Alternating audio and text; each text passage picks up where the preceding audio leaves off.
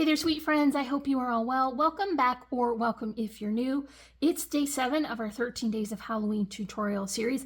And if you're just joining in, you can find links for the first 6 days at the top of the description so you can get caught up. And remember to listen throughout the video for the question of the day. For today's project, we are creating this very fun and festive offset layered card. This can also act as a folio, and it would make a fabulous gift or something to create for craft fair. So if that sounds good to you, then stick around and we will make it together. I'm working with this Spooktacular Halloween collection again, and I think this is so sweet and fun and festive. Now, I will also mention that if you hear a lot of shenanigans going on in the background, it is football Sunday here, and the Tech Hubby has been on the phone with Army Son yelling at the TV a bit and also doing something construction-y, and I'm not quite sure what that is, but he was using a saw in the garage. So if you hear that, that's just life unfiltered here at the Polished Paper Studio headquarters. So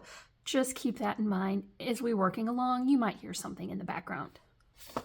We're going to build this layered card from the bottom up, and that way we have all of these sections added between the layers, and that way it will be very nicely secured. So I'm going to start with my heavy-duty black cardstock, and it is 7 high by 11 wide and scored at 5.5. So we're going to have a finished size of 7 high by 5.5.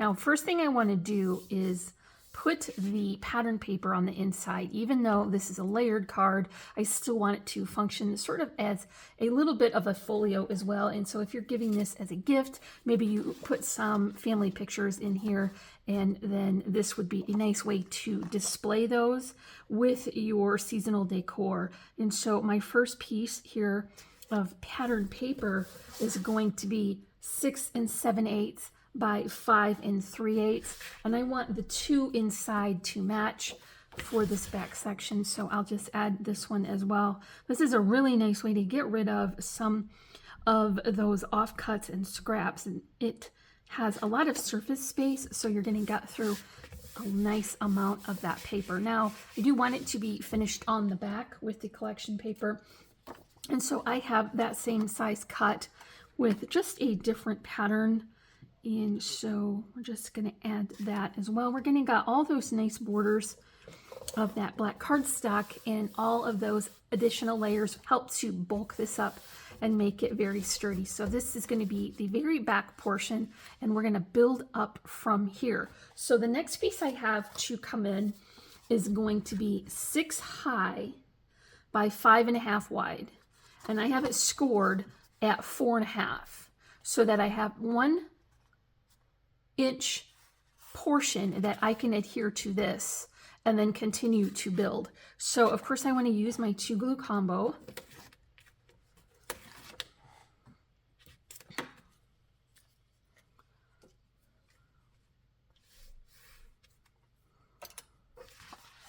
And I'm just going to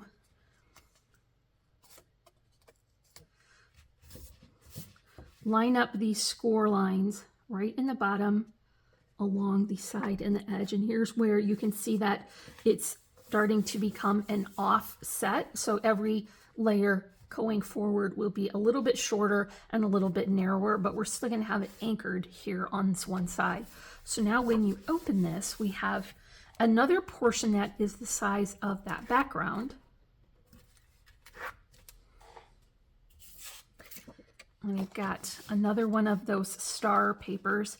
This is nice because it doesn't contrast very much, and so this kind of really acts as a neutral. So when you are filling up this folio or card, you're going to be able to utilize this as a background. Now here is the first smaller section inside, and the measurement for this cardstock is 5 7/8 by 4 3/8. And so I'm just going to alternate those scale of the pattern, or going from the all over pattern to the geometric, and that helps to keep these from looking busy when you stack them up like this. Okay, so next is going to be another section of our cardstock. This one is going to be 5 high by 4.5 wide, scored at 3.5. We're just going to add that in the same way we did the previous layer by adding it with our 2 glue combo.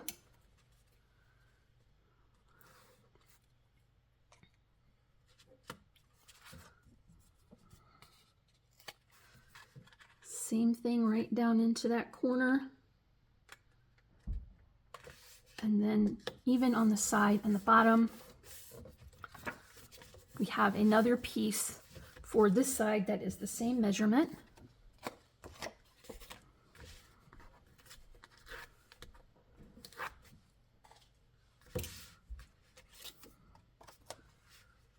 Find it easier to turn that longer end toward myself to get it positioned correctly. And then the pattern paper for this side is going to be 4 7/8 by 3 3/8.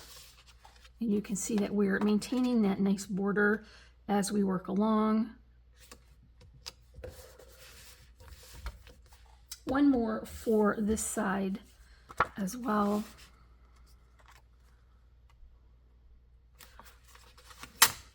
Going to flip that this way.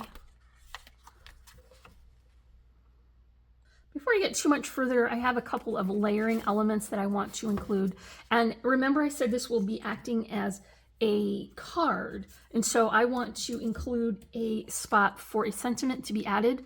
If you don't want to do that, you could use this as an additional photo mat, putting that right in the center. And then I do have one of the pattern paper matted with the black cardstock with that same scalloped edge. And so let's just add this to this side. Once again, this could be for a photo mat. Flip that over. Now you see this page is significantly shorter and narrower, so I'm paying very close attention to that, and I'm going to put it on this side so that I don't wind up having any of that exposed when the book is closed. Now, for the last one, I have a cut apart image from the collection, and it has a white background as a journal card, and so you could easily include some writing here as well. Now, if it were me and I were finishing this as a folio, I would probably consider really tapping into that sticker sheet and going through and adding some additional layering elements when you have pictures inside, and so that way you could further personalize this and finish it off. Now, I do have some trim, and I want to close this up pretty much the same as I do any regular folio. But now you remember that these offset layers are going to cause me to need to move that trim down a little bit. And that will hold this in place. Now I have my focal image, and I want to use one of those 4x4 images from the collection.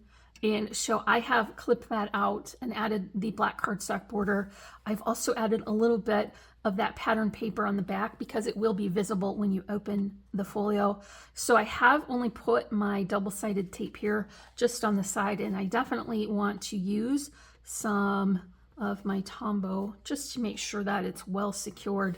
And this is going to have to go pretty far to the right and pretty close to the bottom so that I have room for the additional embellishments that I want to add for the cover. Let's just close this up now, and then we'll continue to work along. This is going to be a good time for our question of the day.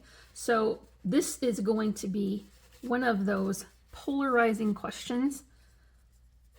People always feel very strongly one way or the other about it. So let me know in the comments, candy corn, yay or nay? I love candy corn. I could eat it all year long, especially if I had a nice cup of coffee to go with it. So let me know down in the comments what you think of candy corn.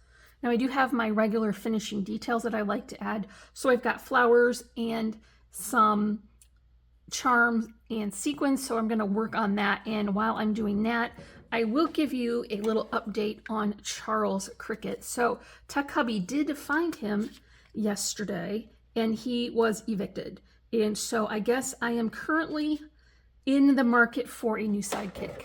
Now I can only pay in coffee and snacks, and if the Tech Hubby finds you in the basement, he's liable to scoop you up in a box and put you outside. But if there's any volunteers out there that want to come and be my sidekick, just let me know in the comments. Here are those charms. Now this is kind of a unique situation because I would normally put them up here, but we don't want to close up that top flap, so I'm going to lower it. And of course I add this with a little hot glue, put the string in and trim that, and then cover it with my button. And now our sequins are going to be our final detail, and that is going to be it for day 7. I sure do hope that you are enjoying these tutorials. If you are, make sure to come back tomorrow for day 8. Remember to comment, like, and subscribe. You can find links in the description for products that I mentioned. And as always, I'm wishing you a happy and productive day, and I thank you so much for watching. Bye.